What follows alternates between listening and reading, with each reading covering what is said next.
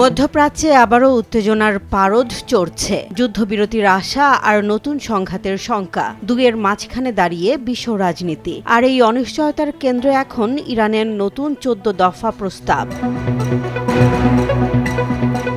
এই প্রস্তাব এখন খতিয়ে দেখছেন মার্কিন প্রেসিডেন্ট ডোনাল্ড ট্রাম্প।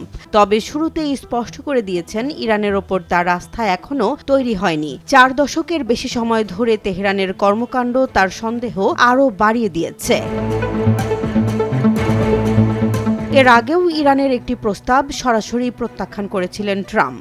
তার ভাষায়, তারা যা অফার করছে তা যথেষ্ট নয়। ফলে নতুন এই 14 দফা প্রস্তাব আদৌ কোনো অগ্রগতি আনবে কিনা সেটাই এখন বড় প্রশ্ন। আলোচনার মাঝেই আবারও কড়া বার্তা দিয়েছেন ট্রাম্প। ওয়েস্ট প্লাম বিচে দাঁড়িয়ে তিনি জানিয়ে দেন, যদি ইরান আবার কোনো খারাপ কিছু করার চেষ্টা করে তাহলে সামরিক হামলার সম্ভাবনাও উড়িয়ে দেয়া যাবে না।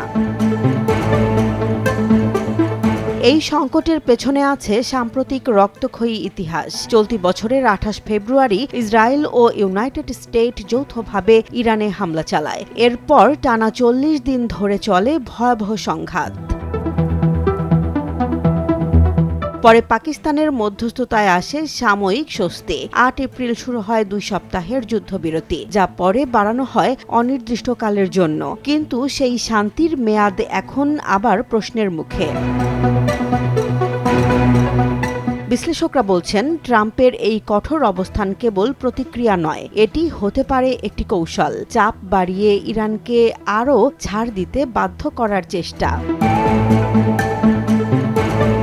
এখন পুরো বিশ্ব তাকিয়ে আছে, এই 14 দফা প্রস্তাব কি শান্তির পথ খুলবে, নাকি আবারও মধ্যপ্রাচ্যকে ঠেলে দেবে নতুন সংঘাতের দিকে?